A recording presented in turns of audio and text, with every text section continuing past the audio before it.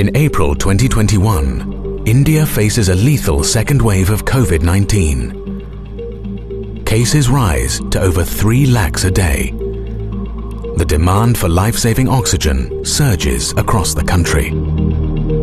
I spoke to the Prime Minister and offered Odisha's help.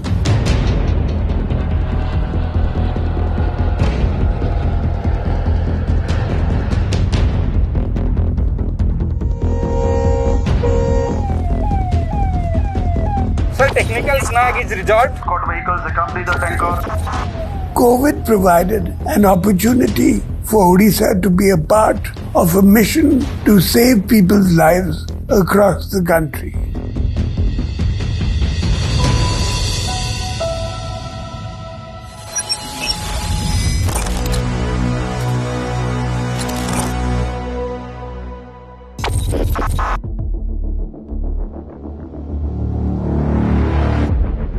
Please see that emergency measures are taken to help the patient in spite of the logistics constraints. The task force will have to ensure Orissa embarks on a massive mission to dispatch oxygen on an urgent basis.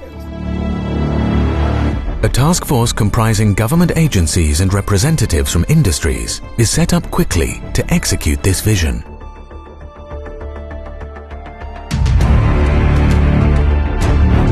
The COVID second wave started somewhere around late March, early April, and the number of patients in medical facilities started increasing in leaps and bounds. Medical oxygen demand and supply, there was a tremendous mismatch, what is generally being called the oxygen supply crisis.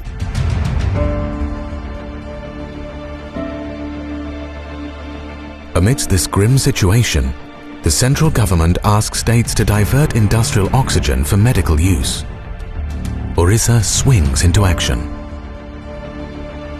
In pursuance to what directives we received from the Chief Minister of Odisha, the state government had a task force which was the umbrella organization looking into all the requirements and allocation of the resources and planning of movements and dispatches both within the state and outside the state.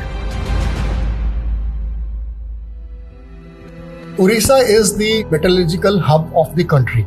All that goes into steel making, we have in Orissa. In the year 2020, we produced about 20 million tons of steel and 100 million tons in the year 2030 is the target. In the last 20 years, our steel production has increased by more than 10 times. This expansion in steel capacity gave Odisha the buffer to mobilize oxygen in large scale in a short time to help states in need.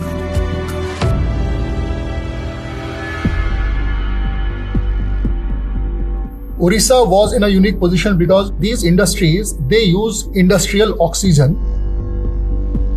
Orissa has nearly 70 industries, including large steel plants at vital locations.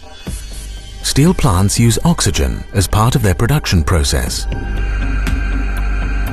Medical oxygen is more refined because it goes inside a human being.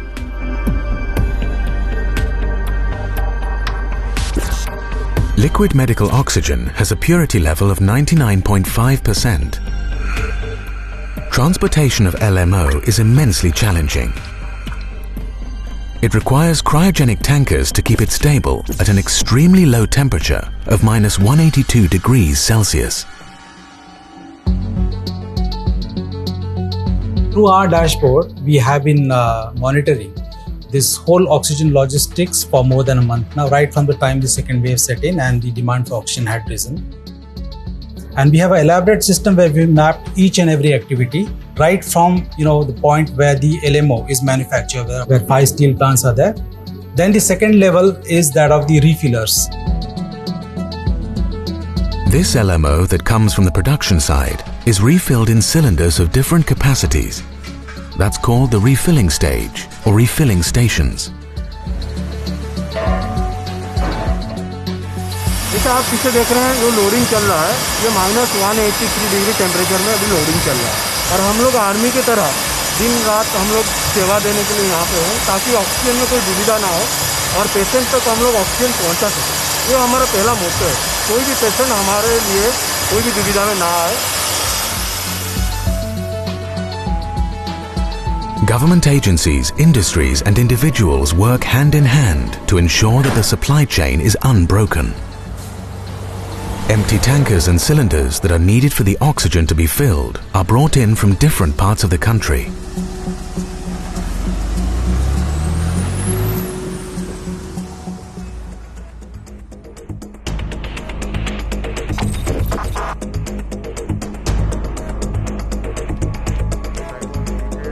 Tankers were arriving in Odisha by air through the Air Force Globemasters. Tankers were arriving by train in rakes, and tankers were arriving by road.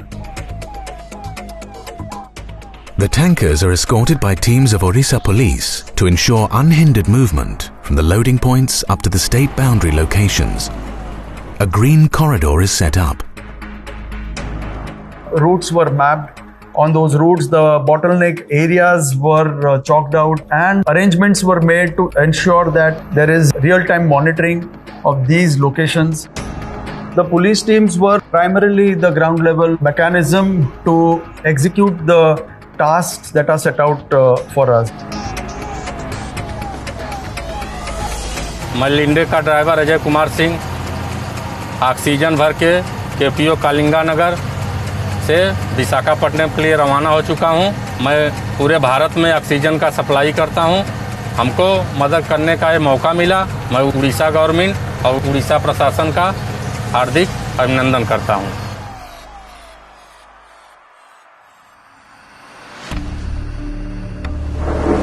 देखिबाकु मिलिथिला बात्या Yasir भयंकर रूप। On May 26th, a very severe cyclonic storm, Cyclone Yas, hits Odisha and threatens to disrupt the mission. Cyclone Yas, which was predicted to make a landfall in West Bengal, pretty much accounted for a very large coastline, and the Kalinganagar steel plant hub, which happens to be the steel making hub of the country, came in the direct path. So if you have high wind and rainfall, then what happens is disruption to the power supply. But since they were coming in the path, there was quite possible that it would go down. So therefore, they were on grid support. This is number one. Number two, for the movement of tankers, you need to have clear roads, which means you have to have the tree cutting, tree felling, tree movement teams available on the road. Number three, you may have any number of disruptions to the traffic by virtue of this crisis. So you have to have police parties. We had a directive from the Chief Minister's office that even during the cyclone, this movement should go on unhindered, and mechanisms should be put in place for that. It was ensured that all dispatches that could go right before the onset of the cyclone were dispatched early on, and hospitals and other centers were provided with oxygen.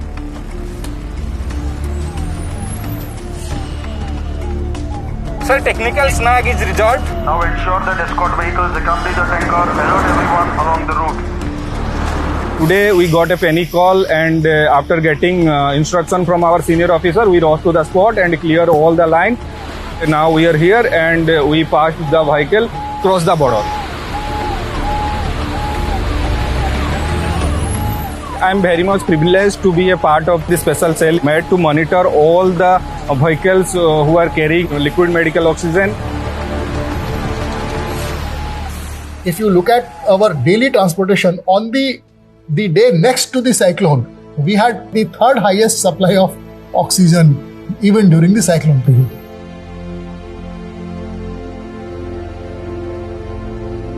ये जो situation आज खड़ी हुई है सारे दुनिया के सामने, वो हम लोग ये कभी सोचे नहीं थे कि ऐसे कभी सिनेरियो आएगा। और उसके साथ जो ऑक्सीजन को महजूद रखने के लिए जो सारे टैक्स फोर्स, जो सारे वर्कआउट किए हैं, तो इसके कारण अभी तक उड़ीसा में ऑक्सीजन का डेफिशिएंसी अभी तक हम नहीं देखे हैं। It was a round-the-clock, complicated logistics exercise. We are happy that we could ensure that there were no oxygen-related issues. During the peak COVID time, Odisha helped Delhi as well as the other states for the oxygen, which helped them to tide over the crisis during that time.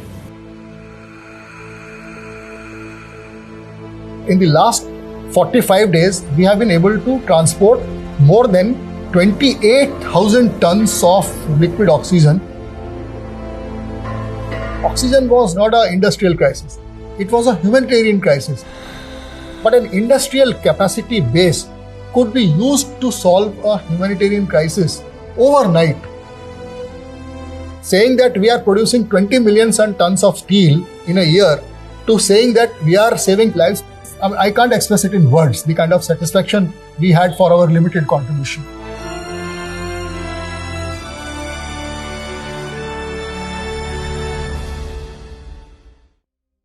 In under 2 months, Odisha sent over 28,000 metric tons of oxygen to 17 states. A mission that saw 143 Indian Air Force sorties, 159 trips by special oxygen trains, 1665 tankers dispatched, and a team that worked relentlessly to try and ensure that oxygen reached those who needed it most.